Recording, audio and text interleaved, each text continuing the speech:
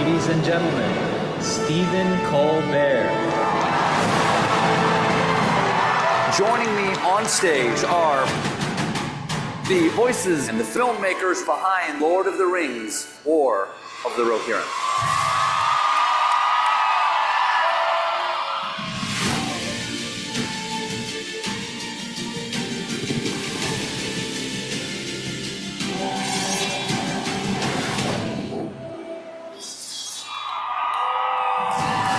An elected king. He was probably a warrior for a long time. The one light in his life is his daughter. Hera. She's tenacious. She's got this fantastic soul that sort of carries her throughout this film, even in the face of great adversity.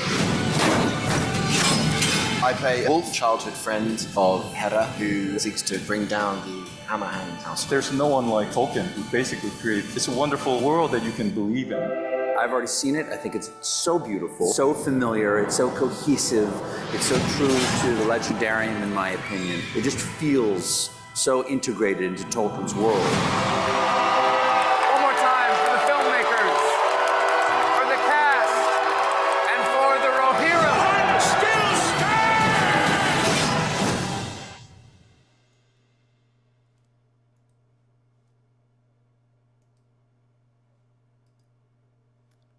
All right, let's get this show on the road. Hello, everybody. Welcome to Torn Tuesday, your weekly dose of all things Tolkien. That was the highlight reel from New York Comic-Con, which happened this weekend. And Torn Tuesday is your weekly dose of all things Middle-earth, all the latest news. Today, we're going to talk all about New York Comic-Con, what went down, what people saw.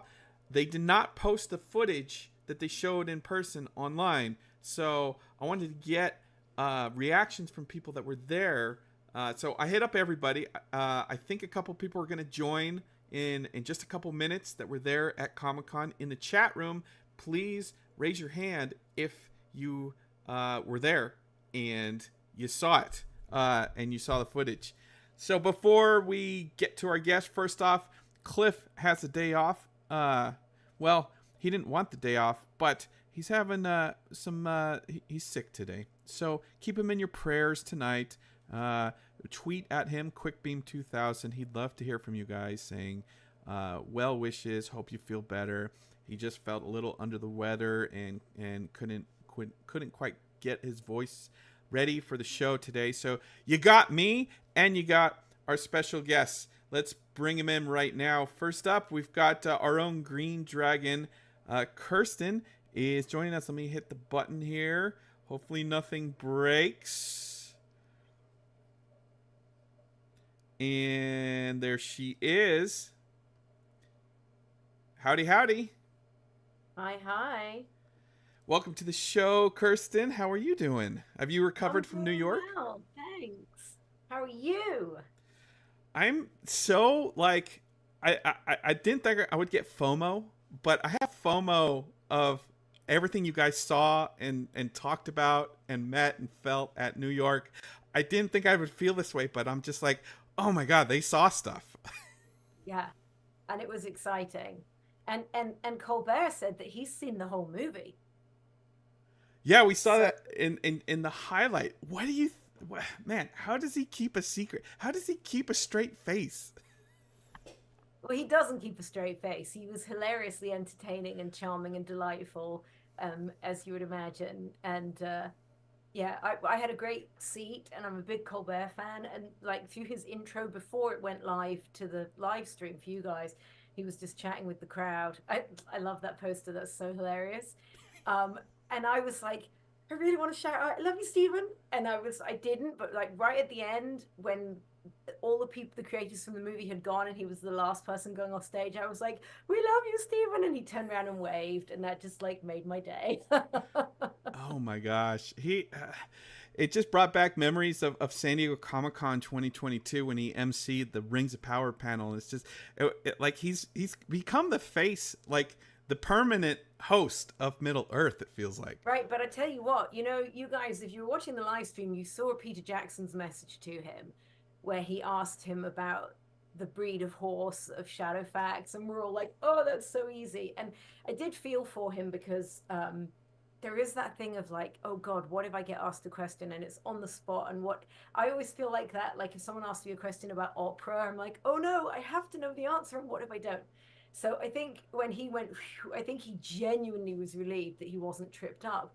And I was chatting with Gaia Wise afterwards when we were doing press, and we were talking about how fun Stephen is and all this stuff. And she said, no one can challenge him. And I said, well, I think there's a couple of One Ring staffers who would like to challenge him. And she was like, oh, we should make that happen for like charity or something. And I was like, well, if you can help us make that happen, let's do it. We'll get Cliff to give Stephen a run for his money. Right. How was this motion poster, the reveal in the audience? I mean, we've seen Comic-Con, right, where they have the screens just around the thing. What was the reaction like?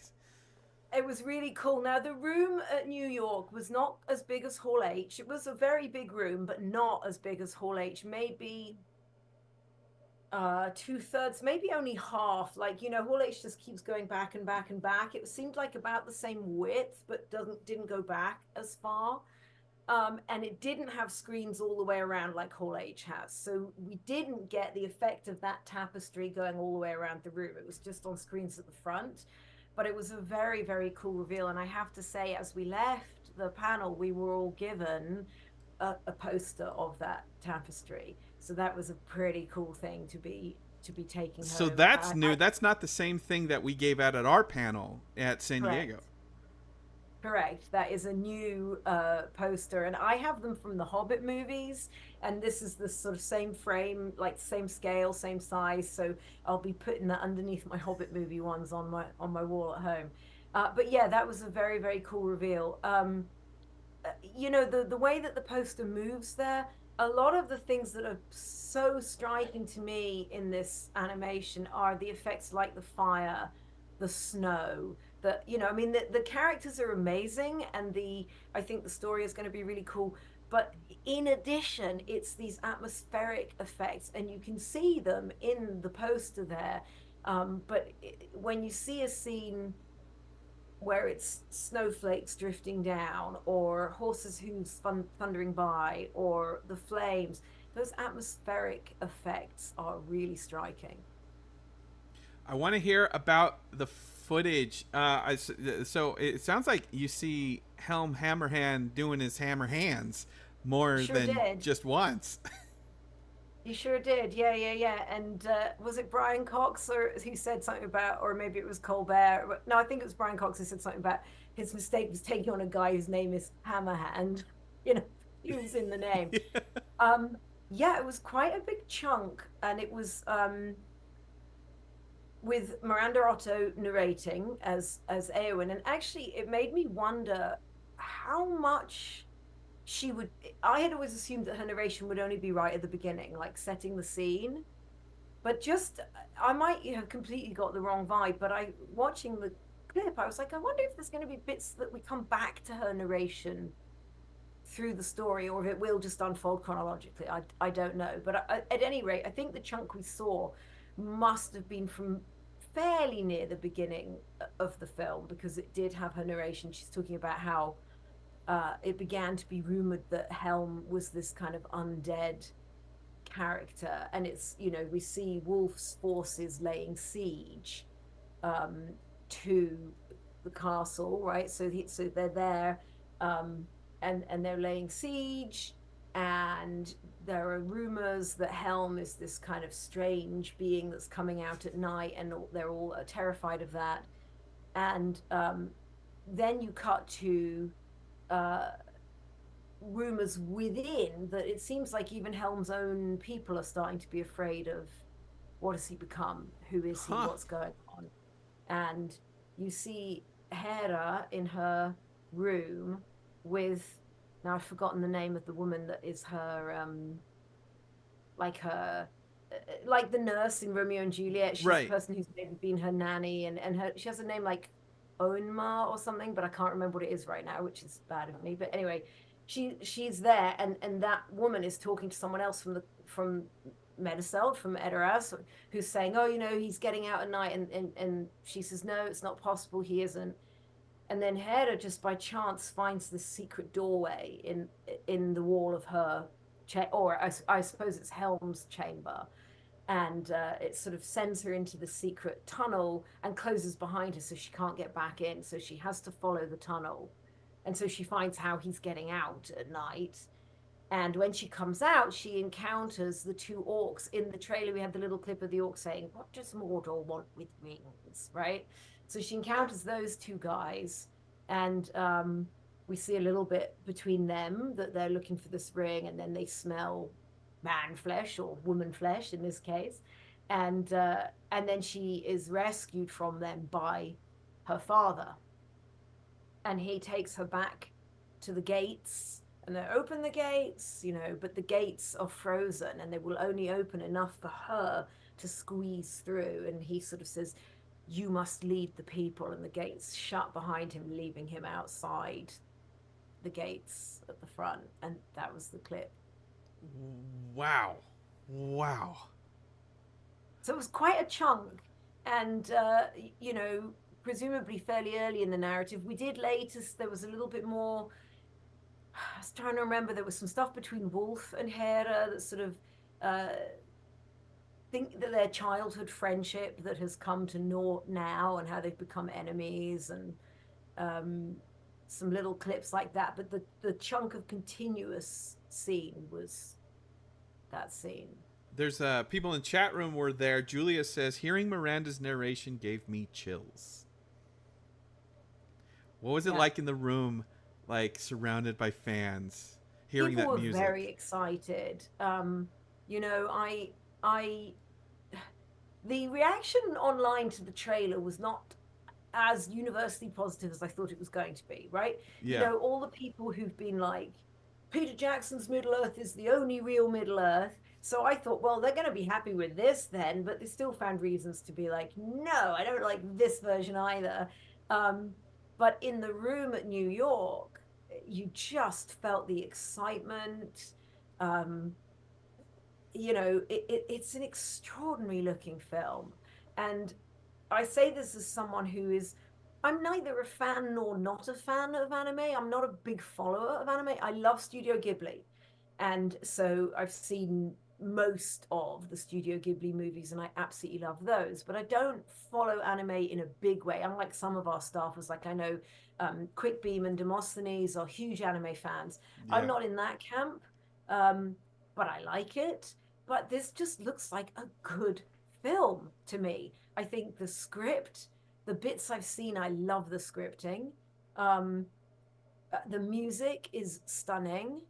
The visuals, I was saying before about the snow and the flames, the visuals are beautiful. I love that we're back in Peter Jackson's concept of Middle Earth. I'm happy to see other people's versions of Middle Earth too. But it does feel like visiting an old friend. That's the text I got from Nerd of the Rings. He after the panel, it was like all caps, "We are so back." Totally. And people said that the trailer, the way it had clips of Peter Jackson's films at the beginning of that trailer and then segued into the anime, they were like, "Oh, that's such a manipulation," and it is. But I'm here for it. Here's another quote. He couldn't join us today. I asked. Nerd of the Ring said, "I can tell you Rohirrim is looking pretty legit, though. Feel free to quote me." So there you are. We're quoting him. Rohirrim is looking legit. Totally. And it's only 200 years before the Meduseld and Edoras that we've seen, the Rohan that we've seen. And that's not much. It's not like Rings of Power, which is hundreds and hundreds and hundreds of years before in the Second Age. So it really is almost kind of contemporary. I know for the lifespan of a human, that's a long time, but it's, it very much is a world that we know and that is familiar to us. And it just feels like, and particularly because it's at Christmas. Remember when Fellowship was in theaters like through into the spring and summer, and they added the trailer at the end, and so I'm glad you're with me, Sam, and off they went. And then the chord, like the music changed, and it said this Christmas, and you got a trailer for Two Towers, and you're like, thing of waiting for this version of Middle Earth to come around at Christmas, that's exciting. The Gizmodo had this headline: War of the Rohirrim punched our faces off. What are they reacting to there? Like, was it that kind of amazing? I think I read the article, and it sort of implied that that it was particularly dark and violent. And it's like, well, yeah, if you read the story, even though we've only got a very little bit of it in the appendices, it is dark and violent. They think they're resorting to cannibalism, and that he's become some kind of undead, and he kills a man with a single punch. I mean, it is dark and violent, and certainly the movie isn't pulling any punches. Hey. To your point on the anime, I found this clip. Nerd of the Rings got an interview here, with everybody, but here's Jason DeMargo. Let me just play this part. I think, look, I do think that no one has done anything like this movie before, right? The only thing even close is the original Topcraft Rankin Bass Hobbit, right? Which is essentially anime, but it doesn't look like anime. Aesthetically, this looks like anime. So I think there's going to be people that bump up against, they don't necessarily want their Tolkien animated. And I think hopefully the movie will win them over if they give it a chance. To us, the greatest comment anyone made was when Peter Jackson first watched the cut of the movie, he said, you know, within 10 minutes I fell right into the world again. He's like, I thought I would have a harder time, but within 10 minutes, I felt like I was back in Rohan. And when the guy who laid the template says that, that's a good feeling. So, you know, I think that there will be a challenge for some folks to sort of look at animation as something for adults and not for children, or something for families and not just for children. But I think if they give the movie a chance, they'll just, hopefully the story will do the work, you know what I mean, and the beautiful quality of the art.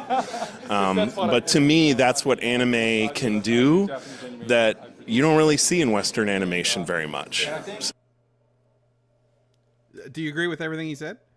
Yeah, totally. And by the way, we, TheOneRing, got interviews with everyone as well. We just, because we're all volunteers, we haven't had a chance to edit them yet. Yeah, we're not So full-time we got that little YouTubers. clip up we wanted to share the clip about Christopher Lee's voice being used for Saruman. Well, yeah, we've kind of buried the lead here. I pulled up, I had the clip ready, but you're here, so tell everybody watching, what scoop did you confirm?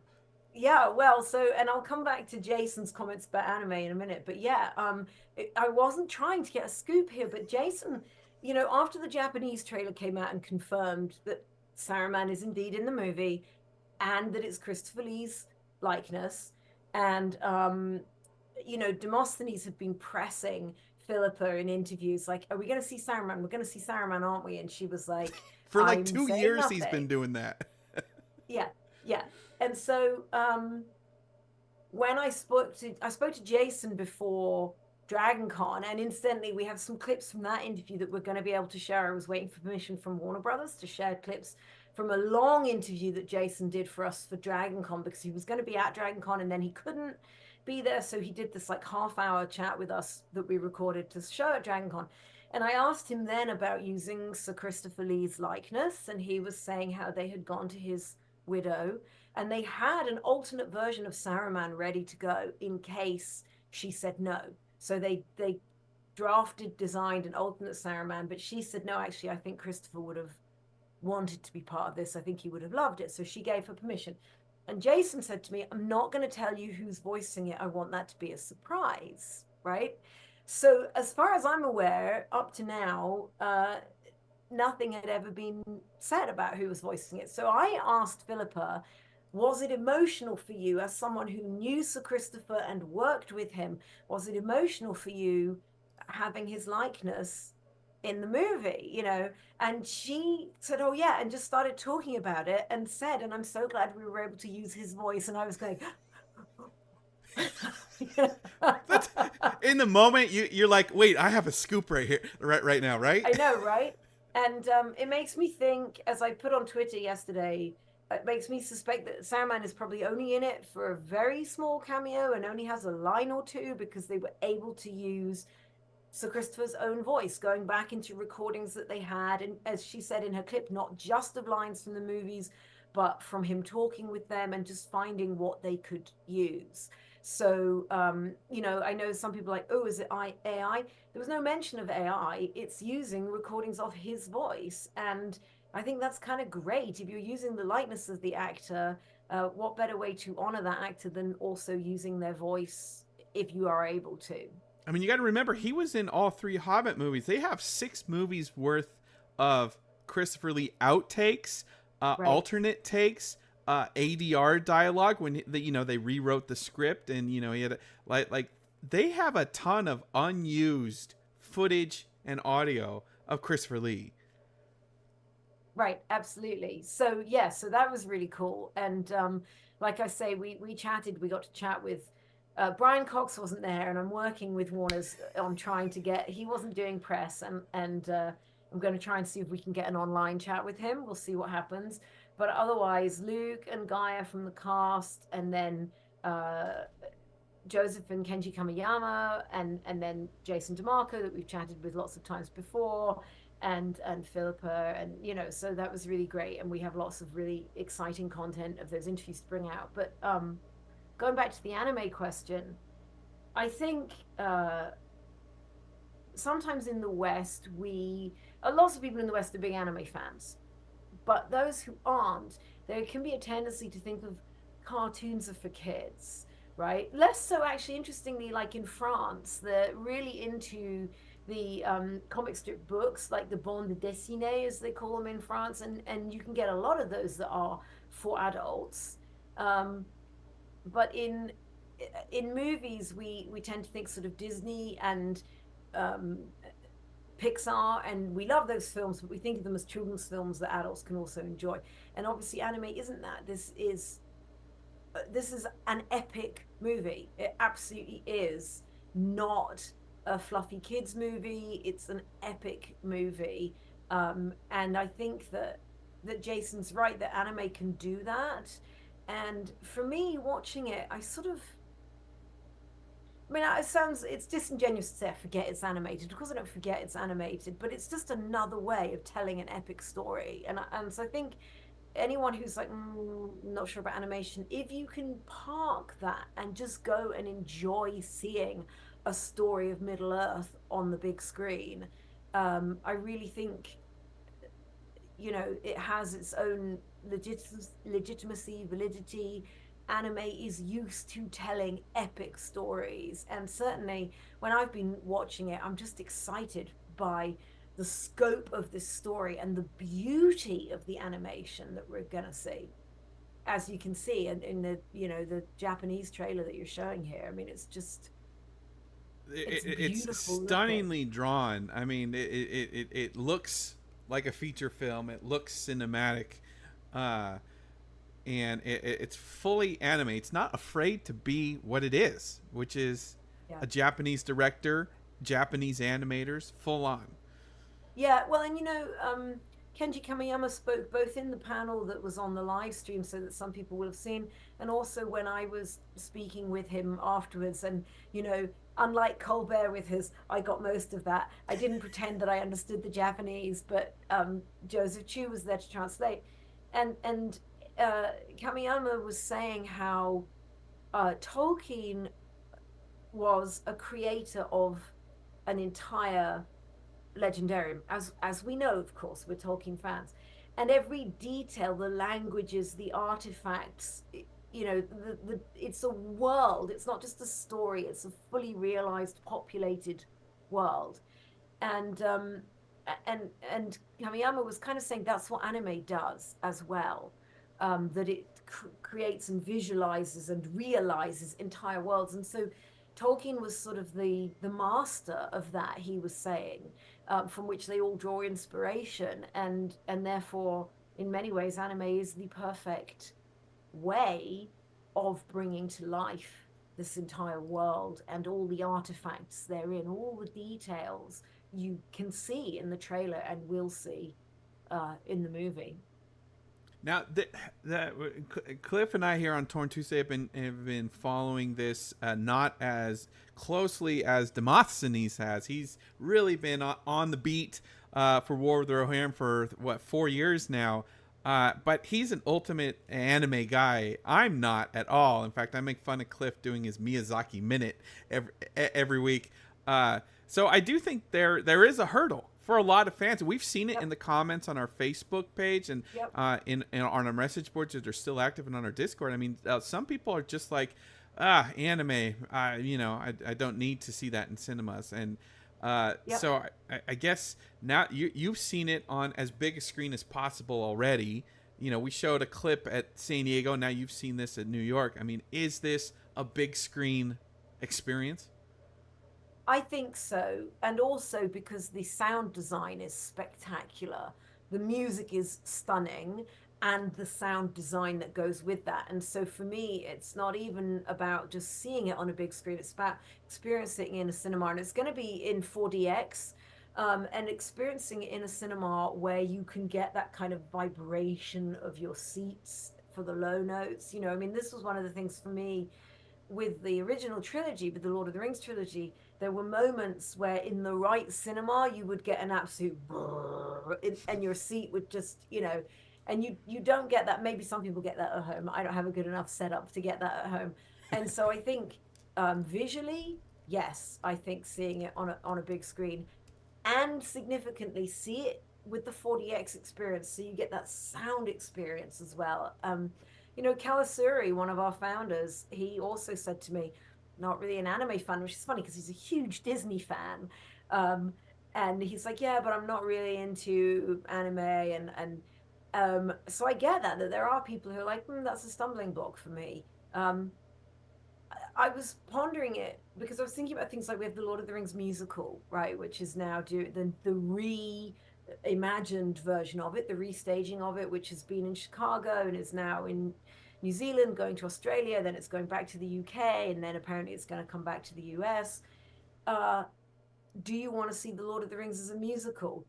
Maybe, maybe not. If you do go and see it, you kind of have to park your expectations and say this is a different rendition of it. This totally different, and the actors that they choose for the roles and the gender of some of the have done wonderful jobs. Yeah, and the actors are mostly all instrumentalists as well, so they're playing the instruments whilst they sing, and it's a whole different vibe. There are the operas that Volanti Opera are doing of the Silmarillion, of the Lord of the Rings. That a lot of people who are from Welsh National Opera are doing this with Volanti. Amazing work. Do you want to see Tolkien as an opera? Maybe, maybe not. There are different ways. What if there were a ballet? There's a Peaky Blinders ballet that Ballet Rambert have done, which I think I would love to see. I haven't had a chance to see it yet. Do you want to see Lord of the Rings as a ballet? You might say no, but I think for me, I will take any format. I will just park my expectation in the door, know that this is a great, great epic story. And if they've done the epic story justice, I'm going to enjoy it in any format. I know you're short on time because you got a jet in a couple minutes, but before you go, I want to get your lowdown on the huge party we did. I mean, I saw some of the pictures that you posted on the OneRing Twitter, and of course other people were posting. I see some Middle Earth people there. There's John Mayo. Yeah. I can stay a little longer, Justin. I don't have to rush quite as soon as I thought I had to. Oh, even better. Oh wait, look, Kelly's just joined. Let me let her in. Yay. But tell us about the party, because let me tell you, over the weekend, I got text messages and voicemails from folks like Willie Newbetta, Anna Maria, Matt. Everyone was like, Kirsten crushed it at this party. It was so well organized, and there was a prize thing, and everyone was there. And then Philippa showed up. Like, what was the party like? It was fun. And hi, Kelly. Good to see you. It was great. We've been doing the party in New York for some years now, and I think we started in maybe as long ago as 2011, maybe, when we first went to New York Comic Con. And apart from COVID year, we've held a party every year, and so we've got it down to a fine art now. Now, admittedly, this year's party was about twice the size. Normally, it's about 70 people at the party, and we had about 130 or wow, so. we blew up. Yeah. But but the venue, it used to be called Tir na Nog. Now it's Joyce Public House. It's a wonderful venue. I've already booked it for next year. It's a great atmosphere in and of itself. It already has kind of a Rohan feel to it, right, Kelly? It does. The Irish decor is the sort of stone walls in there and everything. So half the battle is done for the atmosphere just from the venue. We decorated. Warner's had given us big posters for the War of the Rohirrim. We had the trailer playing. There's a little sign that says no admittance except on party business up at the top of the poster there.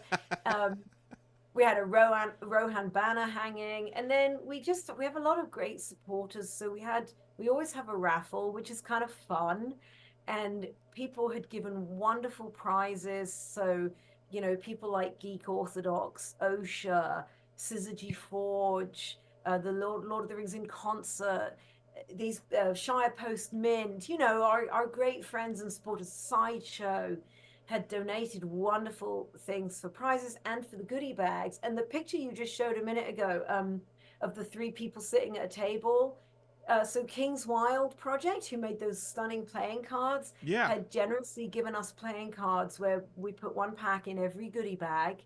And these 3, I love that these 3 had gone through their goodie bag, got out a pack of cards and started playing cards at the table. So they were putting those cards to use right away. And as you pointed out, some folks from Middle-earth Enterprises were there. John Mayo and Frederica Drotos, 2 of the top people at Middle-earth Enterprises, were there. And then Philippa Boyens and Artie Papageorgiou and Phoebe Gittins all came and just had a blast. Philippa was like, oh, I needed this so much. It was so great hanging out with everyone. And I gave them all, I was like, you don't want War of the Rohirrim goodie bags, but I gave them all playing cards, and Artie was like, I do want a goodie bag. So we hooked him up with a goodie bag as well. So it was great. And, Tolkien fans, for the most part, we know there's some poison out there on the interwebs, but for the most part, they are excellent and admirable creatures. And so it's always just fun hanging out. Kelly, did you have a good time at the party? I had a wonderful time at the party. Yeah. My regret is always the same for almost every party. I just wish I could slow time and have a proper chat with everyone and have, that special moment of connection with everyone. And it's just impossible to do, especially I didn't realize there were that many people there like that, because everyone was really spread out. But it was fabulous. It's just, but you and I, we didn't get to really talk at all. You were busy the whole time. Well, I pretty much, that you're working, right? And it wasn't until about 9 o'clock that I felt that I could step away from the sign-in desk, because people were arriving, and Warner's had invited lots of influencers, some good friends that we know, like Knew Better Do Better, Don Marshall, and then other people that we didn't know at all, who are maybe influencers in the anime realm or just general media influencers. And so that was really fun to meet some new people there. And the guys from Syzygy Forge, who are making the Green Dragon whiskey, which we will be posting about. It's not available yet, but as soon as it's available, we will be posting about it on Torn. They were like, oh, we made some great friends. We had so much fun.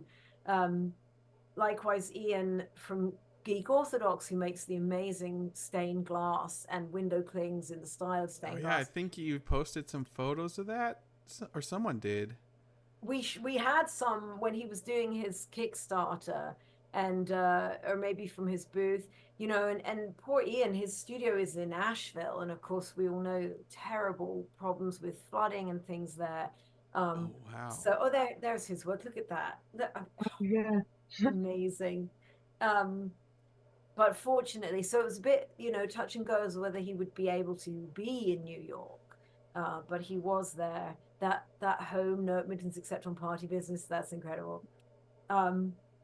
So yes, I always have less time to talk. What is it like? I have half as much time to talk with half as many of you as I'd like, or something like that.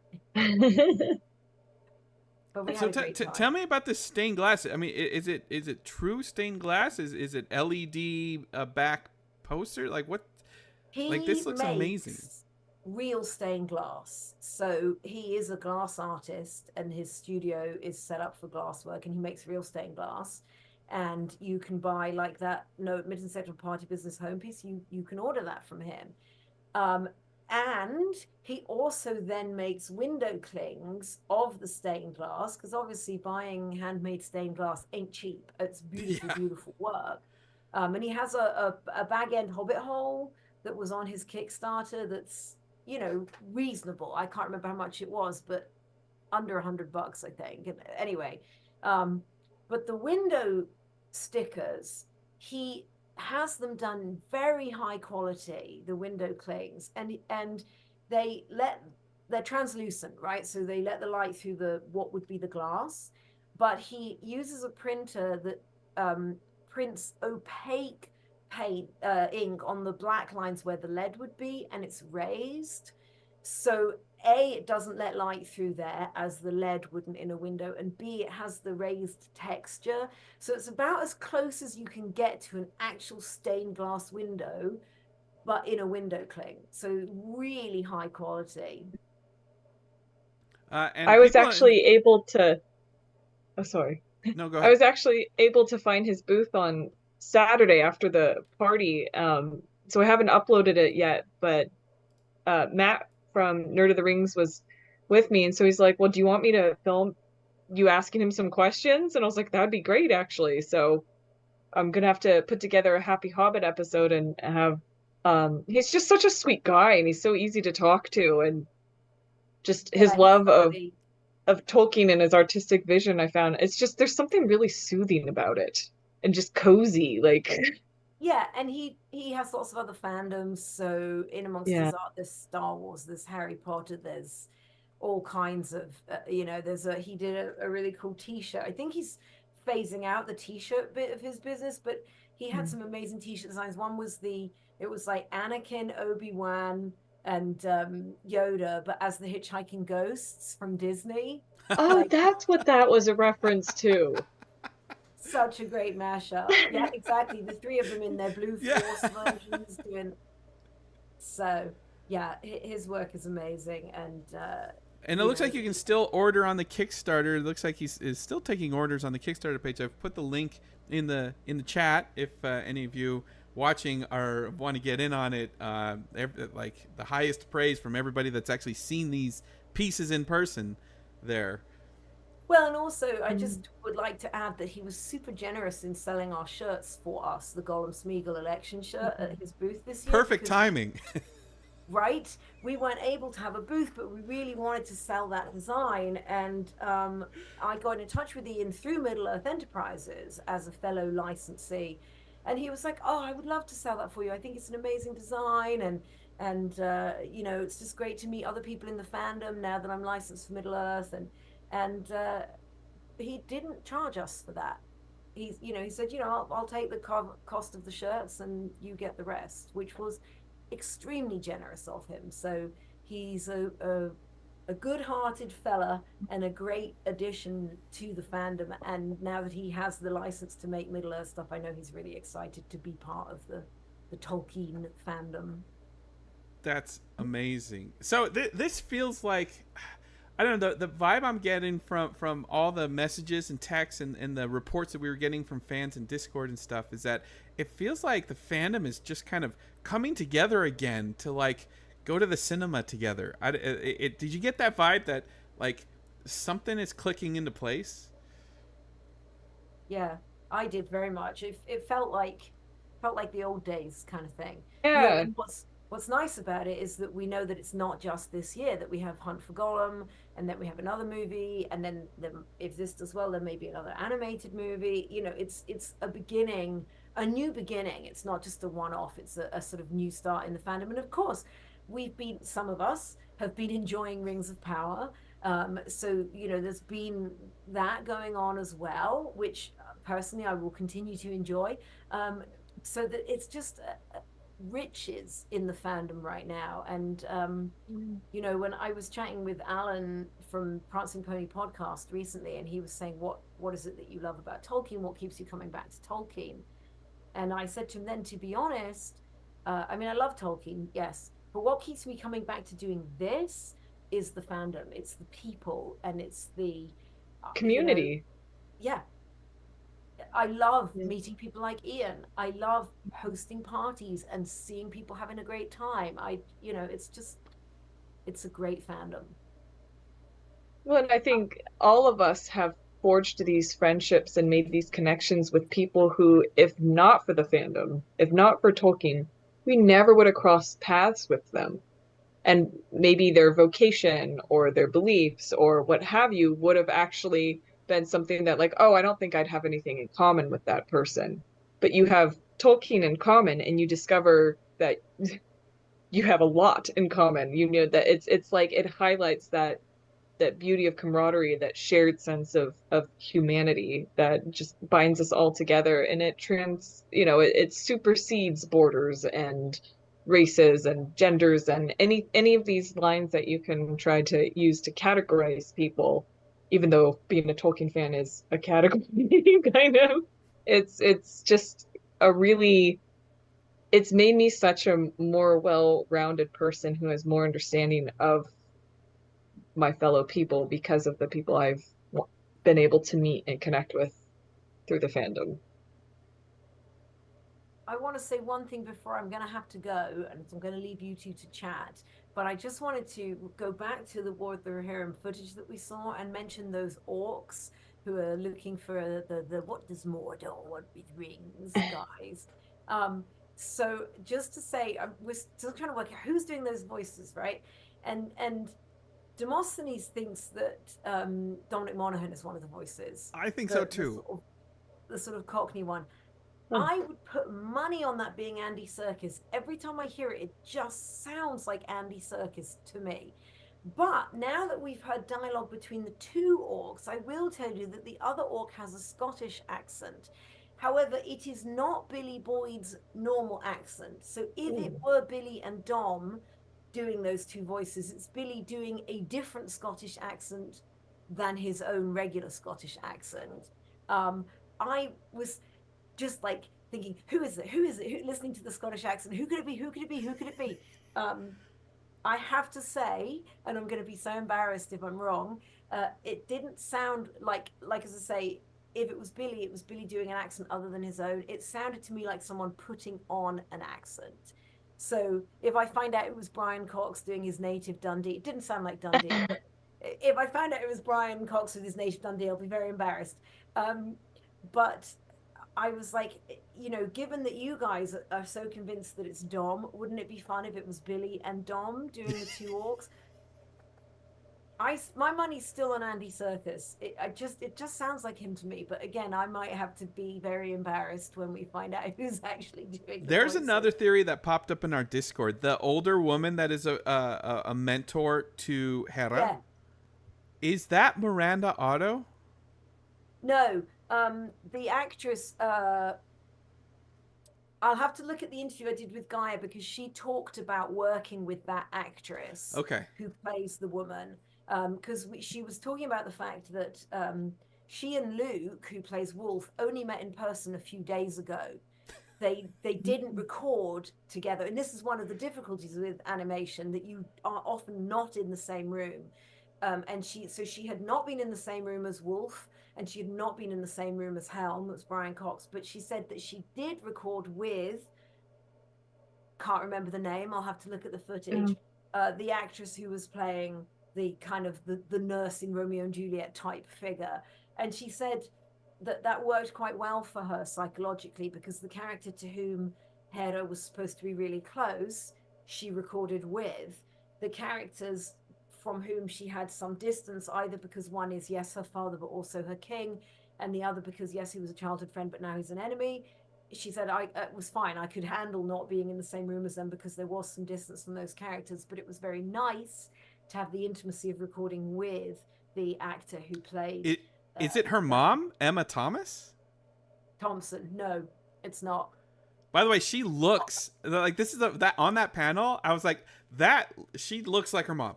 Like, yeah. It hasn't been mentioned much who her parents are, Greg Wise and Emma Thompson, right? And fair enough, because as a performer, you want to stand on your own merits. And interestingly, I said to her when in the interview, again, I didn't want to be like, oh, you're mom's, because that would just be annoying for her. I'm sure she's very proud of her parents, but she's doing her own work. But I did say to her, well, you have great heritage. Acting is obviously in your blood. And she said yes. And I said, what would you like to do most as an actor? Have you got a project, one thing that you'd most like to do? And she said, I really would like to do theatre. And she said, I've auditioned for so many things in London and nothing yet, so we'll see. So she obviously 100% standing on her own merit and not cashing in on who her very talented and wonderful parents are. And, good for her. She seems like a wonderful human being, and I've really loved what I've heard of her voice acting so far in the movie. So I'm looking forward to seeing the role. That's great, and it's not just Gaia Wise, right? Like the writer of the movie, Phoebe Gittins, has a little bit of a pedigree. Yes, and I'm sure that helps open doors. But again, also she and Artie are obviously doing amazing work together, and very much doing their own work, and shut in a room, because they're working on Hunt for Gollum now as well. So they were leaving New York and flying back to New Zealand to be shut in a room to work on the scripts. So these are people with very talented parents that, I'm sure that helps open a few doors, but then you rise or fall on your own merit and on your own talent. And they're definitely people who are very talented in their own right. Well, now I'm going to have to run. Thank you so much, Green Dragon. Everyone has been singing your praises about the party, and just everybody had a great time, and we doubled up in size and quality. That just sounds amazing. Well, we're so grateful to everyone who supported the party, Warner Brothers Pictures, who sponsored it, so shared the load of the cost with us, and to everyone who donated things, and to everyone who came, and it was a great pleasure as always. So looking forward to more to come, as so many things are happening in our fandom. I'm going to leave you two to it, but thanks for having me on the show tonight, Justin. All right, and everyone, you can stay tuned on the OneRing.net YouTube, Facebook page, everywhere. We got interviews. Kirsten got interviews with everybody that she's editing together with our all volunteer staff. Kelly, let's keep that conversation going. I mean, you were there. Yeah, you got some FaceTime, some hangout time with Phoebe. Was there any vibe of like, my mom is the famous one, everybody wants to talk to her, or everyone was just kind of chill at the party? Yeah, I didn't. Everyone just seemed to be like having a good time. I mean, the way that the floor plan is, it's like, it's hard to describe. It's like there's a main area, and then there's like little seating tiers. So we were kind of like in little clusters separated around, and I think that's probably what contributed to me feeling like, there are people I didn't get to talk to, and didn't quite get to have as much FaceTime with as I wanted.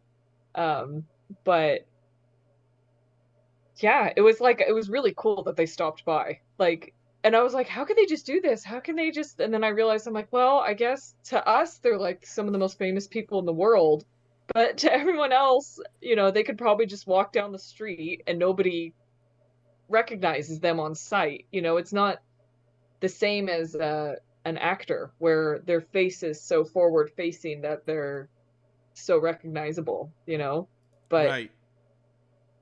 In my mind, they're like way up there on a pedestal, and so I'm like, doesn't everyone know? Not to embarrass you, but you went super viral during the Hobbit years. You had your reaction video, and then Peter Jackson made a reaction to your reaction. Like, do people still, like, when you go to these big conventions in New York, are people still like recognizing you? Like, hey, are you that person? It's actually been a really long time since someone has brought up the viral video specifically, like, oh yeah, you went viral or whatever.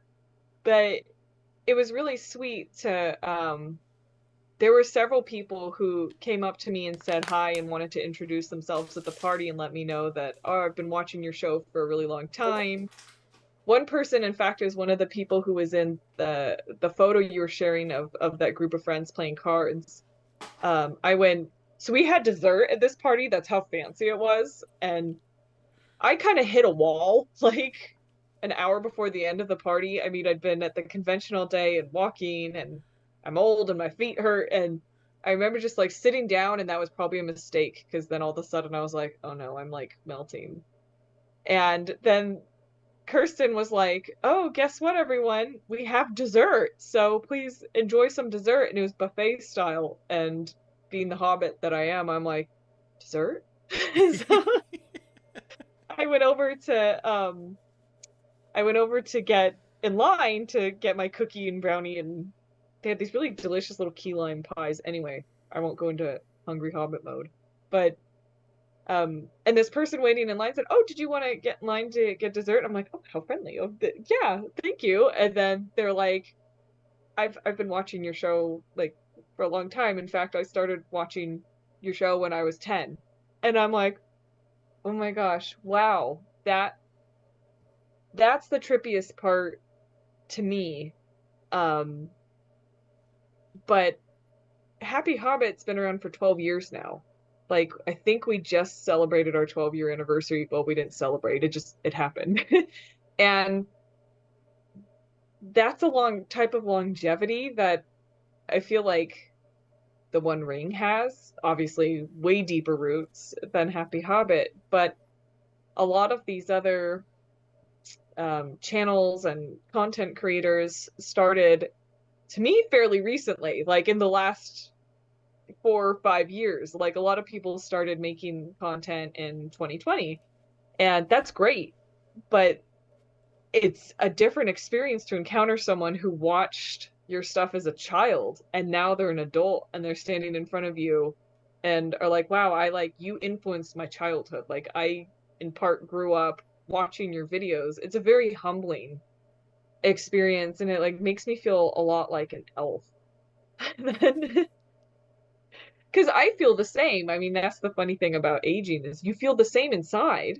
Your body might change, but you feel the same inside. So I feel like, well, I'm still that same person who I was in 2012 in most ways, when I just really loved Tolkien and really wanted to do something to share our Hobbit lifestyle and started making the show, not ever thinking that it would go viral. I mean, I remember the morning that it went viral, we had reached 300 subscribers, and I was like, we need to celebrate, we've got 300 subscribers. And then the next morning I woke up to like several thousand more.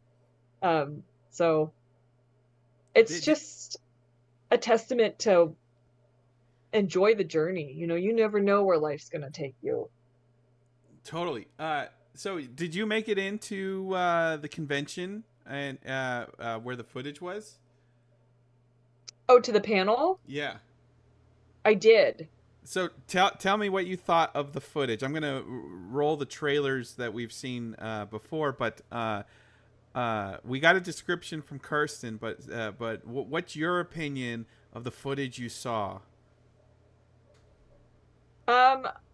I concur with Kirsten. Like, I agree that no, you don't like forget that it's animation, but it's engrossing. Like, it all comes down to, and obviously I'm a writer, so I'm biased, but it all comes down to the story. If the story is captivating, you don't care what medium it's being delivered in. There's a brilliant oral storyteller who I really highly recommend. His name's Martin Shaw. He can tell you a story and you forget that you're just watching a middle-aged man telling you a story on YouTube. You're in it with him. So there's so much beauty to the human imagination that this has been our form of communication from the get-go. We didn't have cameras, we didn't have artwork, we didn't have anything other than our voices and our imaginations.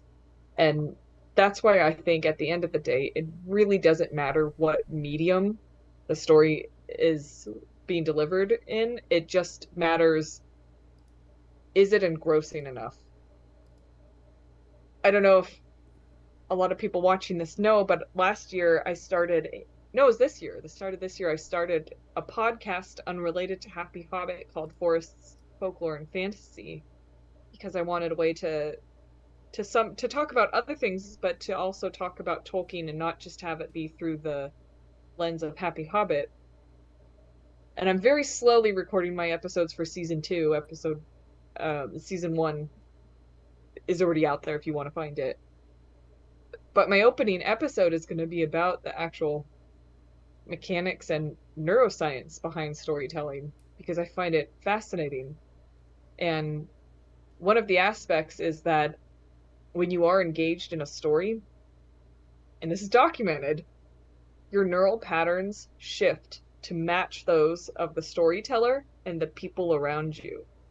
So that experience that you have when you're in a cinema and you're watching a film like War of the Rohirrim or another film that you're passionate about, that's not just you feeling like, wow, that was really great. I feel like I was transported and I feel like I shared something with these strangers. You physiologically did. So it's built into our DNA to connect with these stories and to form an emotional bond and to have it feel like a journey. So anyway, that was a very long-winded way of saying that to me, the medium is so much less important than the quality of the storytelling. So you're looking at this from story. What was it like in the room? Because I laughed out loud during this clip. Here, let me play this clip from the panel. And Brian, for those who haven't closely scrutinized the appendices, can you each tell us a little bit, just a little bit about your character? Brian. Yeah. Well, he's called Hammer Hands. Gaia. I am the daughter, the only daughter of said Hammerhand. What was that like in the room? It was just fun. It was festive. It was joyful. I mean, like, there's nothing like getting together with a bunch of other people who care passionately about your fandom. Like, so I don't want to say it's an easy crowd because he's still quite witty, but that's what, like how Kirsten was saying earlier, it feels like the old days. And I remember saying that to someone who's in the chat right now, Julia Eager, she went to her first Comic-Con in San Diego, and I was like, man, you picked the best year and the best con to go to start your Lord of the Rings like fandom journey in person, because to me that San Diego Comic-Con felt like it did in the years leading up to the Hobbit film releases. And I'm feeling that again. Like, there's this build of momentum and energy and just joy. There's just so much joyfulness. That's what I was getting from this panel watching it online. It just feels like everyone's having fun. Again, what a perfect joke. Tell us about your character. Well, like everyone's there. They're laughing. They enjoy each other's company. They know that this is just a crazy fantasy world and they're lucky to be in there. And, you know, he's called Hammer Hands. What more do you want me to say? You know, like, it just, I guess that's what, when we say stuff like, it just feels like the old days. The old days was the actors just having fun with it. I mean, you know, Martin Freeman, Lee Pace, Benedict Cumberbatch, Luke Evans, they just partied and had fun and told jokes. It wasn't like we're making a serious thing that, you know, an entire studio's budget on the line and we're trying to, right, you know, Tolkien's presence is bearing down on the success of this. It's like, no, everyone's just there having fun, making light of the situation. That's what this always was. People having fun in Middle-earth. Well, again, I feel like it comes back to stories. Like, if you have a genuine love and passion for the story, you have security. And if you have a secure sense of self in what you're doing and what you're delivering, how could you be any more charismatic? You know, there's hardly anything more charismatic than a comfortable person, a person who's comfortable in their own skin and what they've brought to offer. And I say that, but at the same time, if I imagine me being part of that, I'd probably still be terrified. Like, I'm still very intimidated and anxious, even just if I'm gonna do a Torn panel at Comic-Con. But I don't doubt my own love of the material. And I think that that's ultimately what shines through with a lot of these different actors and writers and producers. And I missed the very beginning of this episode. I don't know if you played the clip with Peter Jackson. No, we didn't play it. I mean, we posted the whole Q&A on our YouTube channel. Just go to youtube.com/TheOneRingNet, and you can watch the full 45-minute panel. I just realized, talking to you right now, Kelly, you are probably the only person that was at the Rings of Power huge Hall H Comic-Con panel this summer. You hosted your own panel, Women in Middle Earth.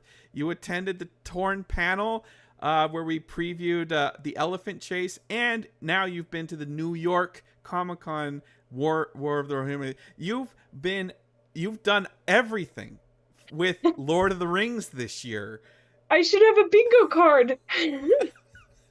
Right. Wait, you're right. Like, it's been a Lord of the Rings year for me. And a lot of my friends who aren't necessarily in the fandom are like, well, where are you going now? And what are you doing now? More Lord of the Rings stuff? They can't keep any of it straight. They're like, wait, there's a TV show? There's a movie? And I'm like, listen, okay, this is a Lord of the Rings year. I'm going to be kind of busy this year. Next year's probably not going to be a Lord of the Rings year. Warner Brothers, if you're listening, you need to send her to the premiere. By the way, Green Dragon Gossip. It's time for our little Green Dragon Gossip segment. We have little birdies. Little birdies have told Cliff. He just texted me. Little birdies have told Cliff that there is a War of the Rohirrim premiere December 9th in the United States. We do not know if it's in New York or LA. We do not know if this is the only premiere. But right now, the movie comes out on December 13th. And right now, I'm getting the Green Dragon Gossip from Cliff that the December 9th, there will be a U.S. premiere. That's all the information exciting. I have. So, I don't know what it means. But it might be not true. There were a couple other things at New York Comic Con I just want to bring up before we find the end of the show. New toys from Diamond Select. Look at this Bilbo with replaceable arms and jacket and book and letter opener and a pipe. This is from I didn't see this. Diamond Select has brand new old Bilbo action figures, Series 9. And I just love all of those outfits. The book, the letter opener, a walking cane, a pipe, and a long sleeve jacket. That's great. Aww. And then a brand new Toriel and a brand new Gandalf the White. Kelly, can you believe they're making new Toriel figures 10 years later? I know. I mean, again, I feel like an elf, and I'm like, where did the time go? Didn't that just happen? But yeah, like, The Hobbit, the anniversary for Battle of the Five Armies was last year, wasn't it? Or no, this year. Was it? I don't know. 13, 14. Yeah, it would have come out, I think, in 2014, because There and Back Again, or Unexpected Journey, came out. There and Back Again, for us old timers, we remember that's what they originally were calling the second Hobbit film when there were only going to be 2 films. That's right. But yeah, that came out in 2012. That's the same year we started Happy Hobbit. You know what came out today? The Hobbit Deluxe Illustrated by the Author Special Edition publishes today. Thank you very much. Congratulations. Happy publishing day to the Hobbit Deluxe Edition. Yeah, you see that price correct. It's $131 currently on sale off of $195. It's a list price, so it's 33% off. $131. It is includes over 50 sketches, drawings, paintings, and maps by Tolkien himself. There are no maps or drawings from any other artist. Not John Howe, not Alan Lee, nobody else. This is Tolkien in his own hand and his own paintbrush. Let's see if we can click in. Let's click in. Oh, that's beautiful. And that's wow. It's got a fine finish, and we cannot click in further inside the book. Anyway, well, there you go. So that just came out today, the Hobbit Deluxe Edition. Put it on your Christmas list, or buy it for yourself because you deserve it. Everybody does. And of course, I want to mention this. This weekend, it was Viggo Mortensen's birthday. Oh. Viggo Mortensen, happy birthday. That's him just a couple months ago wearing a Frodo Sam 2024 shirt, which was the inspiration for our Gollum Smeagol shirt, of course. Thank you, Viggo, for the inspiration. But that is a picture of Viggo today and 10 years ago at the 5 years ago at the premiere, at the premiere of 13 Lives, a Prime Video movie. And then that's a picture of him at the premiere of Return of the King at London Odeon, wearing the same silk shirt, supporting UNICEF. So, I gotta say, besides the gray hair, he looks great. And if they want to cast Aragorn in the new Hunt for Gollum movie, looking at these three pictures 20 years apart, I think he can pull it off. What do you think, Kelly? Well, that's kind of a loaded question.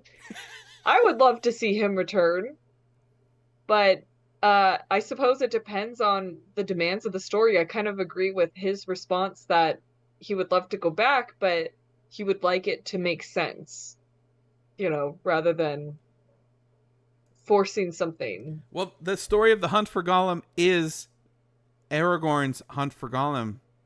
It literally does make sense. Yes, it does, but just I don't know. because what they would do is they would probably try to digitally de-age him. That's what I'm saying. Look at this man. He is aged like nothing. He looks 10% older than he did at the Return of the King premiere. You color his hair, you give him the Aragorn wig again, because they all wore wigs. You wrote the book on the history of Middle Earth. They all wore wigs. When would you wear wigs?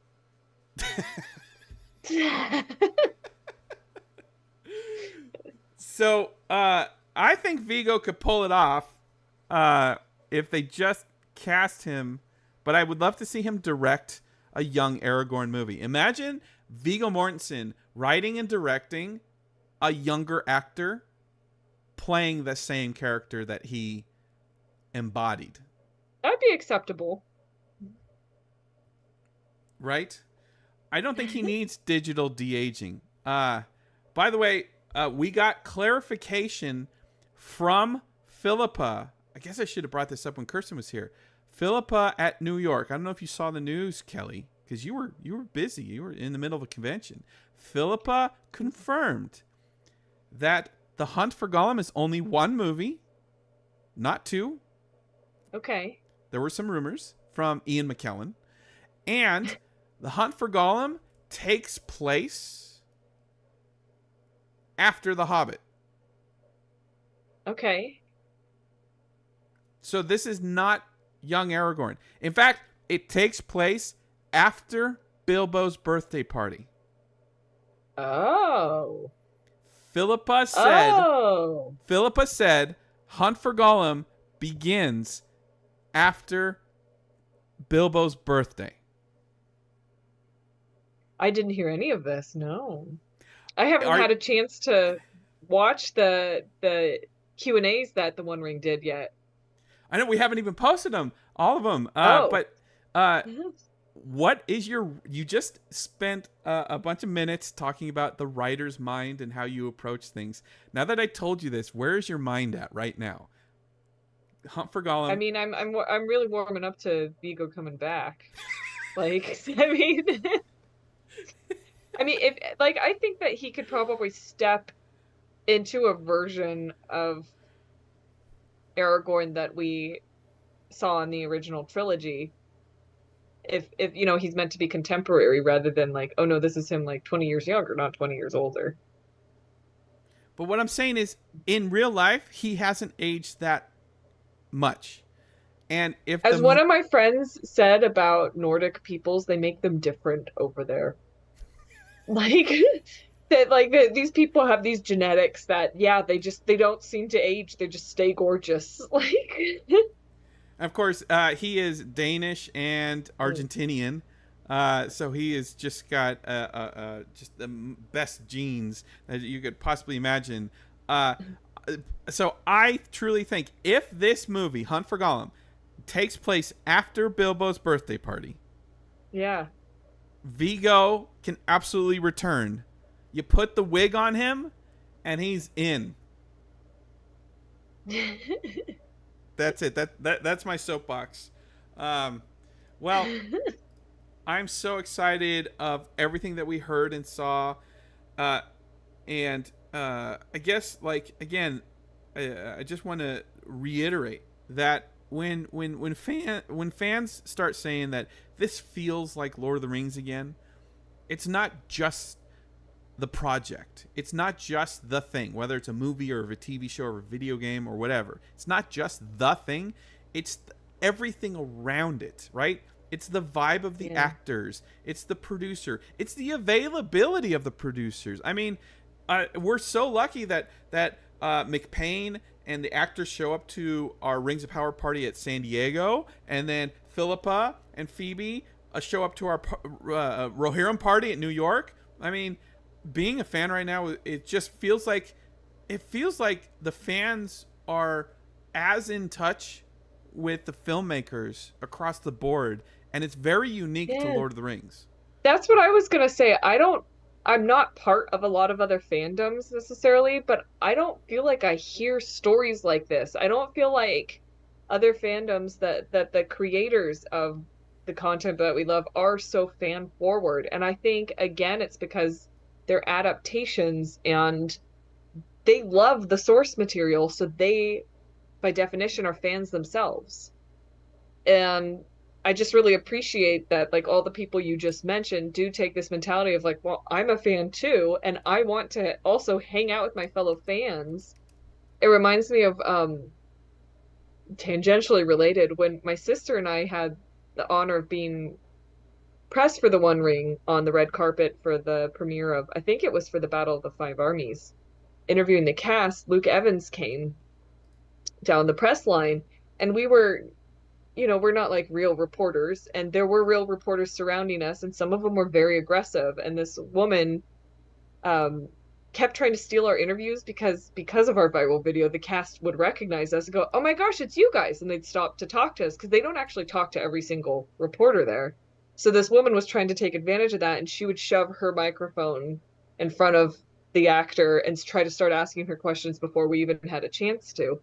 And I won't assume to know his mind, but Luke Evans didn't seem to appreciate that she did that. And the question she asked was, can you tell me about your character? And he just looked at her and he looked at us, and then he said, why don't you just ask these girls? They could probably tell you everything that you want to know. And then we're like, yeah, now that that's out of the way, we can ask you some real questions. Because we know who you are. We know who your character is. We know what this franchise is. We know who Tolkien was and is. Like, and that's what's been one of the most rewarding and insightful experiences I've had on the adventure and journey I've been blessed to go on. As you pointed out, I hadn't thought of this year in retrospect like that I've been to all these wonderful Lord of the Rings events, and just this year. Yeah, and not to say that I'm ungrateful, but some of it, so, there's real life that comes into play too, of like, oh, I'm going to be away from home. Is that okay? And, things like that you can kind of be like, wait, I got bogged in the details instead of looking at the big picture of like, that's amazing. But I've been able to see the pattern that a lot of these people who are working on this creative content just want to be among others who they know appreciate it, who they know get it. They don't want to have to explain, well, have you ever heard of Tolkien? Have you ever heard of Lord of the Rings? Our show is based in his world, or this film is set before the original trilogy. You know, like we already know all of that.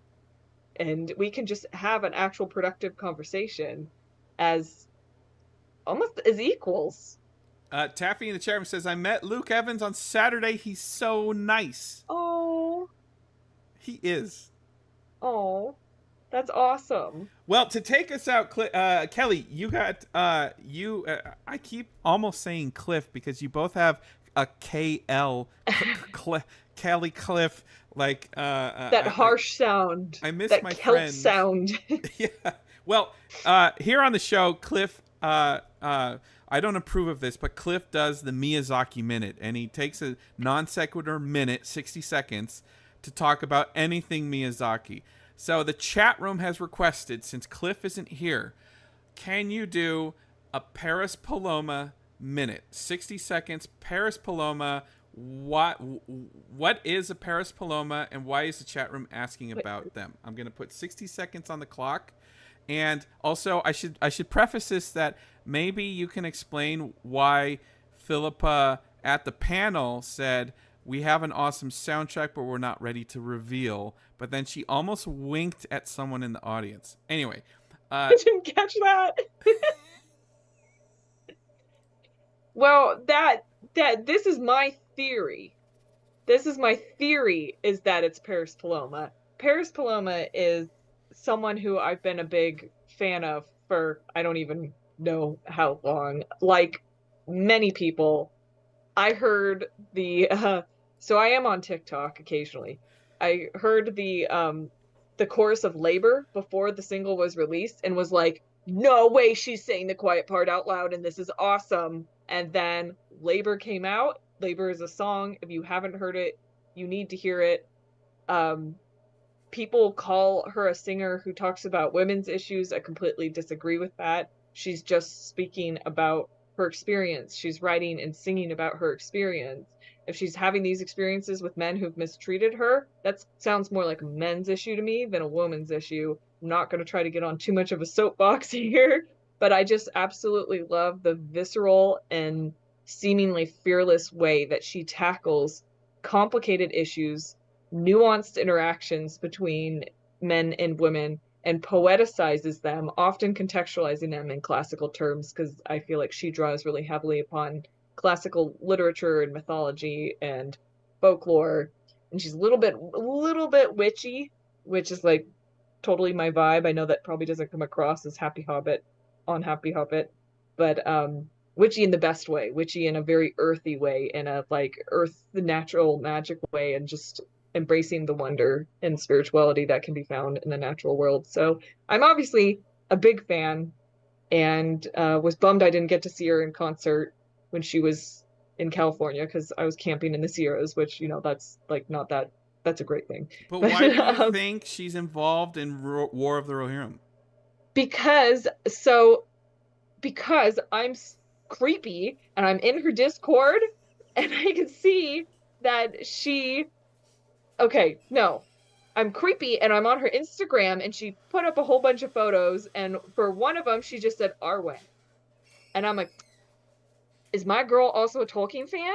Then I'm in her Discord, because again, I'm a creepy fan. Maybe that's not creepy, I don't know. I don't think anyone in my Discord is creepy. But and I'm like, you could ask her questions. And I'm like, are you a Tolkien fan? And she's like, yes, I'm the biggest Tolkien fan. I'm like, oh my god, Paris Paloma knows I exist now. And then also she's a Tolkien fan. Then War of the Rohirrim trailer comes out. I'm seeing it on social media from like Warner Brothers, from their own accounts, from friends who are sharing the trailer, saying, look how cool it is. The next day, I think it is, I see it again, and it's kind of white noise to me at that point until I see who posted it. And I'm like, why would Paris Paloma post that? Oh, because she's a big Tolkien fan. That's why. She's really excited for it. And then I'm like, is it? Is that the only reason? She's a singer. They're going to have a song at the end of the credits. And if that's the case, as my friend Matt from Nerd of the Rings, who I think just popped into the chat for a second there, put it, I'm in the perfect spot in the Venn diagram to be like, I am the target audience. I understand what Paris is doing with her art and with her voice and with her writing. And I think I understand. I mean, I haven't seen the movie. I think I understand what they're doing with War of the Rohirrim.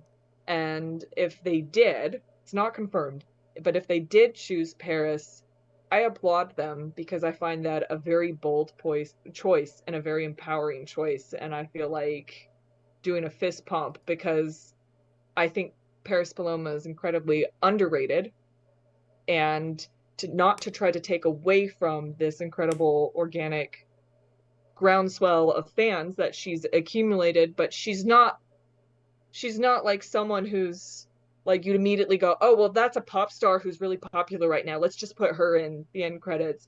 She's tonally meshes. She tonally matches the vision, and I think that if they have chosen to collaborate with her, I just have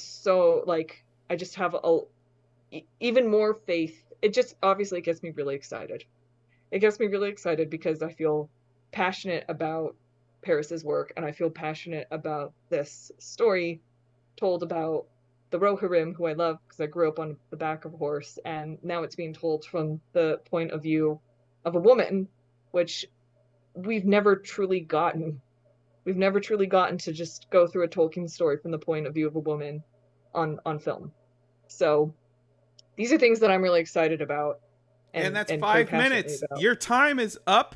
You got your Paris Paloma minute. I am clicking on her official website on a button called Cacophony. That's her new album. Paris Paloma's Day of Cacophony, a day of creation and cacophony to celebrate the release of my debut album. So this is her debut album. She is fresh. And at the bottom, she says, Paris recommends Nunhead Cemetery. That's her first recommendation? A cemetery? Like, why not? I love cemeteries. They're so peaceful. You keep a lot of people company. The day of Cacophony was celebrating her release, and instead of being like, go out and buy my album, it was, here's some ideas for how you can, explore your creativity. Maybe listen to the album while you're doing this. Maybe you don't, but like, let's celebrate together.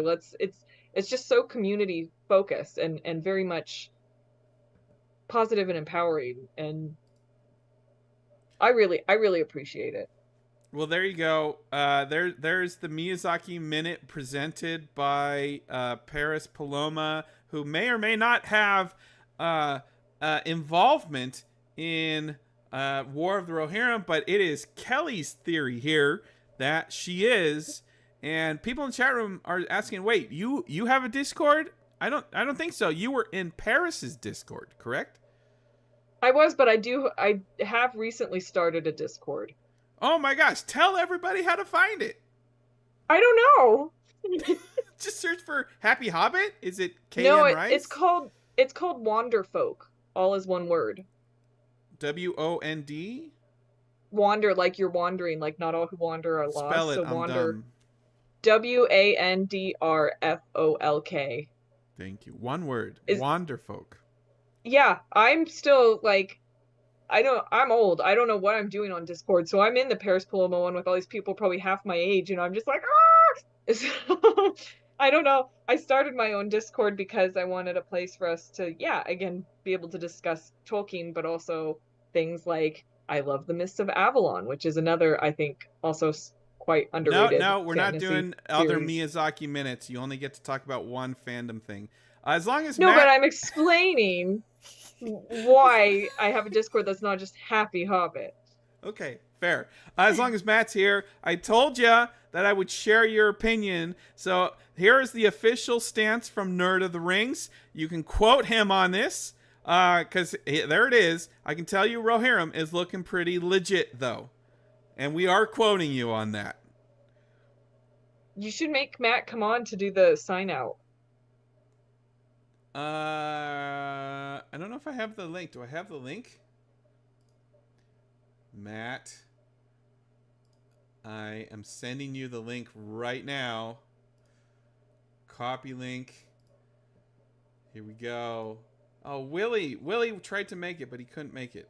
We'll catch up with New Beta possibly next week. I want to hear what New Beta did, because he was part of the whole influencer group that got other stuff, as special access and more content. So there's going to be not only Torn, but there's going to be a lot more content coming from a lot of your favorite folks in the coming days and weeks for War of the Rohirrim. Uh-oh. Uh-oh.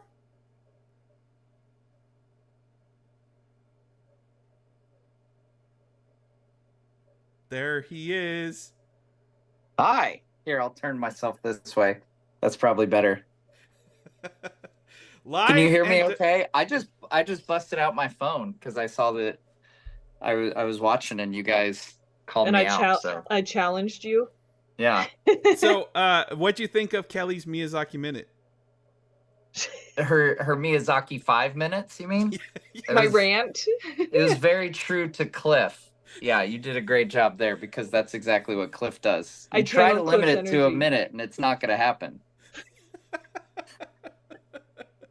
I'm going to listen to some of her stuff, though. I'm very curious to hear Paris Paloma's stuff. I haven't checked it out yet. It's great for going runs around the cemetery. I happen to agree that once in a while, I don't make like a habit of it, but my wife in the past and I have walked through cemeteries, and it can be very peaceful. So I don't have any qualms with that. Especially looking at really old ones, like, you know, so like there's some cemeteries that have crazy old from like hundreds of years ago. It's kind of cool. Yeah, those people need company. Yeah. So and I always wonder, like, what's the story there? You know, like like the quotes that people choose to put on their headstones and stuff. Like, I don't know. There's interesting stories there. I've never thought about a cemetery this deeply. Yeah. Really? Well, maybe you should. Maybe you should. I think about the living more than the dead. Oh, well, then maybe you shouldn't join my Discord. I'm not going to. I think I just posted the link to join. I'm like Discord illiterate, no matter how hard I try. Well, let's see if it works. Matt, as long as you're here, give us your 2 minutes on the footage you saw at New York. So 2 minutes, since it's like, is this the equivalent of Miyazaki? So I 10. So you get 10. Okay, yeah. Man, like I am not an anime guy, for the record. So like, I can't speak to like how it compares to other anime. I've seen my kids watch stuff both. Like Avatar: The Last Airbender, and I will say, they were watching the series finale of that the other day. I did get sucked into it because like it was just craziness, and I was like, is this a regular episode? Like, this feels like it's substantial. Is this the last episode? And they were like, yeah, this is the last episode. I was like, okay, that checks out. But yeah, so I'm no kind of anime aficionado or anything, but I did see evidence of some of the cool aspects of storytelling that animation, I feel like, is uniquely suited for. Like, you know, fights and stuff like that, things that I don't know if you could pull off in live action and have it come across as believable. That really, you know, hit pretty well, I think, in the animation. One of the things that really grabbed me during the footage that they showed in the panel was the sound design. And I talked a little bit in my interview with Jason DeMarco about that. And yeah, he mentioned the folks at Park Road Post, you know, that worked on the films were doing sound design for it, and kind of brought up the fact that a normal anime film would not get that level of, you know, that level of work and that level of expertise typically. So the sound design is something yeah, that I really pay, you know, I kind of perked up, but like I that's not something that is usually the first thing I noticed. But when it came to some action pieces and you know you're hearing the thunder of hooves and everything, I'm like this is you know the best I've ever heard an animated thing sound. Um, yeah, Wow. so that was something that really stuck out to me. I wish I was there Um, to feel this. I was yeah, telling Kirsten I haven't felt I'm trying to FOMO think of about what else. anything like all year long. Whether whatever trips you guys went on and in secret cities around the world or the country, I never got FOMO until like this event where everyone's like the footage, the sound, the music. Yeah, I did really like the you know, and I think it's even in the promo with like the sketching and stuff where you know they reveal the poster and everything, but they kind of did. I'm guessing it was Stephen Gallagher who did like this version of the Rohan theme that has like a bit more pace to it, like it's a little bit quicker tempo. Um, and like I thought that one was really fun. Um, I'm not even gonna try to mimic it, but you know it's that typical Rohan theme, but it's got like a bit more kick to it and a bit more you know trailer tempo to it that I was like, oh, this is you know familiar, but like kicked up a notch in an exciting way. So this really feels like a movie that you can fully get on board and have a good time with. I mean, so far, I you know it's just What was the trailers text? You sent me and a text that clips. like said, "We are so back." Because the I, hype is I real.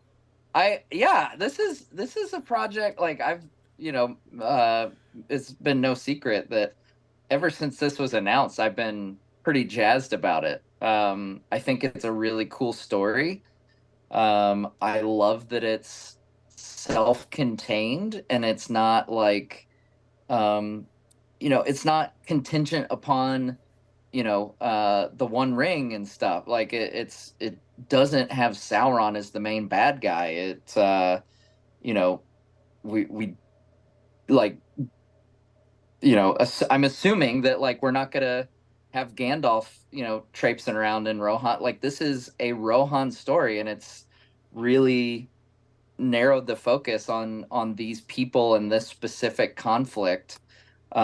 And I think that's a cool way to expand Middle Earth cinematically is to have these more self-contained stories that aren't fate of the entire world, but they're fate of you know of these people's world, you know of the realm of Rohan, the kingdom of Rohan, and yeah, like there's still very real stakes and everything in the story from the appendices, but it's not you know Earth you know fate of the earth kind of thing. Yeah, so I don't know, I've been excited for it, and plus you know the fact that there's a history of animation with Middle Earth. Like I have a special affinity for the animated Hobbit is my favorite of the three animated films by far. Um, so yeah, it's kind of fun to see Middle Earth in animation, and hopefully, you know, when we sit down to watch it, it'll feel, you know, like a blend of the animation, but then also the films that have come before. Yeah, we started talking a little bit about how you're again are one of the few people that both went to the Rings of Power panel at San Diego and got to see the hype and the influencers and the fans react, and now you've been at New York. So compare and contrast, like. Is this like a great year to be a Lord of the Rings fan? Like it just seems like we're having fun all year long. Oh yeah, yeah, I think so. So did Kelly already answer this? Because she's been at both too. I did. I was like, I hadn't sat and put it all together that like I just get so excited to get invited to something that I'm like, oh my God, don't make a fool of yourself. And then it's not until like after like you can calm down and look back and go, oh yeah, we did, like, these are really cool things. Not to like take it for granted or act like of course I should be invited. It's more just like, yes, I'm sure a lot of people, like, I've been reading the chat, people are like, oh, I wish I could go and I FOMO, and I'm not trying to say that these events like are not worth going to or anything, but there is another element of like they can be stressful because you don't want to be like this gross sweaty nerd who's just like, hey, hi guys, like you don't want to be Steve Urkel, to steal one of Matt's references that probably dates us both. Yes. And if you guys don't know, Steve Urkel was a beloved nerd that we all grew up with, and he just always did the wrong thing at the wrong time and slapstick comedy. But it's just like, so it's, I guess I go too inward, and I'm like, well, just, keep yourself together, like think of what to wear, think of these things, and then it's not till afterward when you can let out a sigh and go, that, while you're going through it, you're thinking, this is so cool, this is so cool. But while you're thinking this is so cool, you're like, so don't lose your cool. And then afterward, you can look back and be like, what an adventure, like Yeah. you're in the moment. And then, yeah, retrospectively, you can look at it as I mean, a whole. both you guys like hung out with Philippa and Phoebe and Kelly, everybody. Kelly is much more cerebral of a person than I am, because I just kind of like go to these things and just, have a good time. And then afterwards, I'm like, I hope I didn't make a fool of myself. Now I'm kind of wondering with Kelly's story, like, man, is she thinking like, at least I wasn't a doofus like Matt there, That was a long lead in to be like, Matt, something we gotta talk to you about. We gotta talk.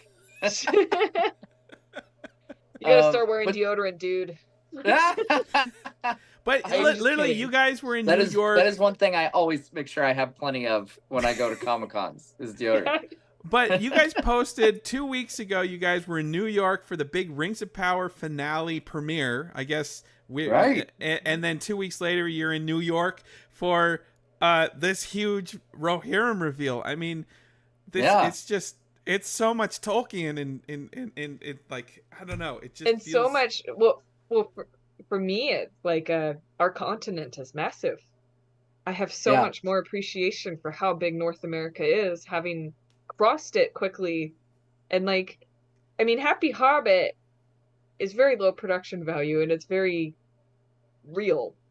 And real in the sense that like that's a big part of my life and who I am. I really do just live try to have a garden on the edge of the forest. New York is not a place that I'm familiar with, and it's not a place that I ever like planned on, I'll go to New York one day.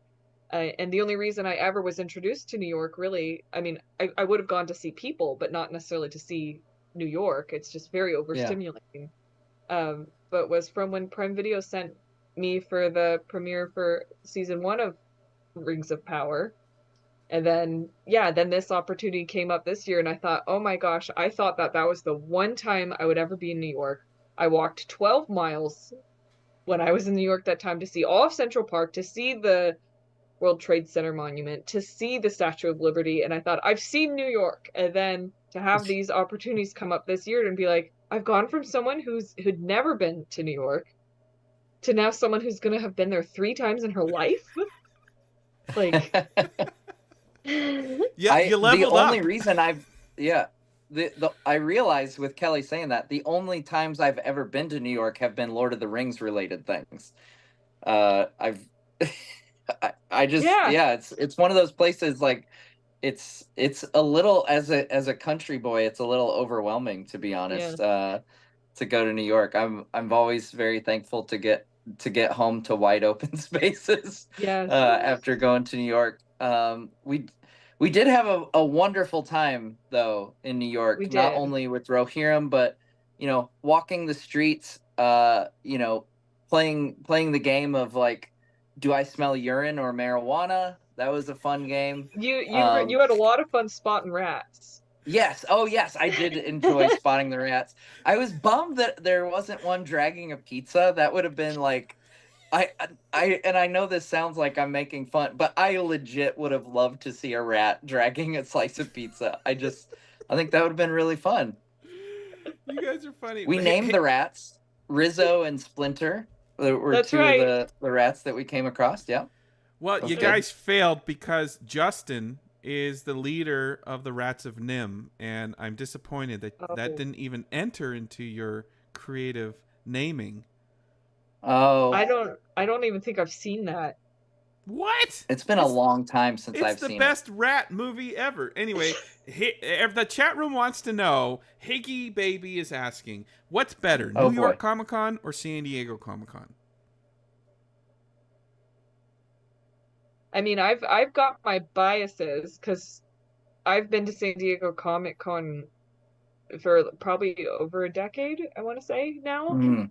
And I'm very familiar with it, so it feels comfortable to me. I know how it operates and I know where things are. I felt very Yeah. out of my element going to New York Comic Con because I feel out of my element in New York in general, but also I don't know how it functions, and I still had a wonderful time and it was still a great experience, but just that novelty of it was a little more like, am I doing the right thing? Mm. Yeah, I do think that San Diego has a better setup for offsites. Yeah. Because it's like that whole neighborhood, is kind of Comic-Con, whereas New York, it's like the convention center, and then it's just like the city. As soon as you walk out, it's the city. I did It's really just like people their honking. yeah, it's people honking and sirens and stuff. I did really like how the is it the Javits Center, I believe is the name of it, the convention center there. There's a lot of windows for natural light to come in. Yes. In kind of like the main area that you walk in, which was really nice to not It was. immediately just be in like, a windowless endless building. So yeah, there's some perks to either side. I mean, but both have a lot of fun things. So San But Diego's Matt- bigger. Matt- There's more to do, and it's like it's the Super Bowl. San Diego's the Super Bowl of conventions. It really is. At San Diego, if you don't have a pass to get in, you can still enjoy Comic Con. I think that's a difference because you can go to offsite events often, even Yeah. if you don't have a pass. That's But a good point. a cultural thing I observed that Matt's probably sick of hearing about. Matt's caught in the middle because he's in the middle of the country. As someone born and raised on the Pacific plate, literally the Pacific tectonic plate. I'm not even on the North American plate. It's been bizarre to me to have these trips to the East Coast and have been in many situations where people from the East Coast are starting to beef with the West Coast for no reason other than it's a different coast. Like the Rohirrim panel opened with, I don't even know who he was. He was this guy who was like, This is the warm-up guy, yeah. yeah, and he's like, I mean, the West Coast, they've got their stuff, but we're the best coast! And it's like, I've never experienced that anywhere on the West Coast. Well, you're not in LA because on Friday the Dodgers play the Yankees for the World Series. It definitely is left coast versus right coast. I could see it in an actual competition, but it's like, we're at a Comic Con, and I think it summarized it best, Matt, because I was probably complaining about this the whole time. Matt found a meme and he sent it to me, and he's like, this is you. And it was like, the East Coast is like, I'm better than you, and then the West Coast is like, I don't even think about you. And it's not trying to fan any flames or anything. It was just a fascinating cultural observation. I'm like, what's this about, guys? Like, interesting. Yeah. And then I'm sitting here in the Midwest, like what's a coast? I don't even care. I don't have a dog in this fight. Everyone in the chat room, Kelly, is telling you to do a Secret of Nim first watch along in your Discord. Oh, that's because a fun people idea. want to watch it with you. I do too, because it really is like, if Robin Hood animated is my favorite movie, Secret of Nim is like it's half brother right below, not even a younger brother. Like, it is equal, just because the hero's name is Justin, but it's a really great movie. So I think I'm having vague recollections from being a wee hobbit, is there like a little rat or mouse with like a cloak, a little pink cloak? Yeah. There is. Like it's Okay, red. so Like red. so I don't know. It might be one of those things. Like we weren't allowed to watch. We weren't allowed. We didn't. I mean, I live out in the sticks. We didn't get TV when I was little. It wasn't until we had a 7.0 earthquake that something fell somewhere on the mountains, and then our antenna could pick up PBS, and I was because I was literally traumatized by being through that earthquake when I was a child. And my mom tried to turn it into a good thing, being like, "Look, now you can see Big Bird," and I got a really fuzzy reception of Big All right, Bird. She's like, we're getting off topic. We're pulling a cliff right now. We're way way out of field right now. This is a Tolkien show. We're here to talk Lord of the Rings, and Big Bird, giant eagles. Oh yeah. I hope Hera rides the giant eagle at some point. Anyway, and it looks like Big Bird. Yeah, I hope she doesn't. I kind of hope she doesn't. Oh boy! See, we're already arguing over what we want out of Rohirrim. We're nerds to the end, and I'm gonna call it right now. It's been 1846, so let's call it right now. Thank you, Kirsten, for checking in with us and throwing an awesome party. Thank you, Kelly and Matt. And I want you guys to do your best Cliff impression, because he says the same thing at the end of every episode. I was wondering if you could close us out with your best Cliff Broadway impression. Wait, what's the line? It is good night and good luck. Or something Spanish. He says it in Spanish. Yeah. So Buenas noches. Well, thank you so much. Thank you so much, Kelly. Thank you so much, Justin, for your adroit observations throughout this wonderful stream that we've had here tonight. And for everyone in the chat, thank you for watching. Good night and good luck, or buenos noches y buenos fuertes. Very good. Very good, right? Not too we'll bad. go out on that.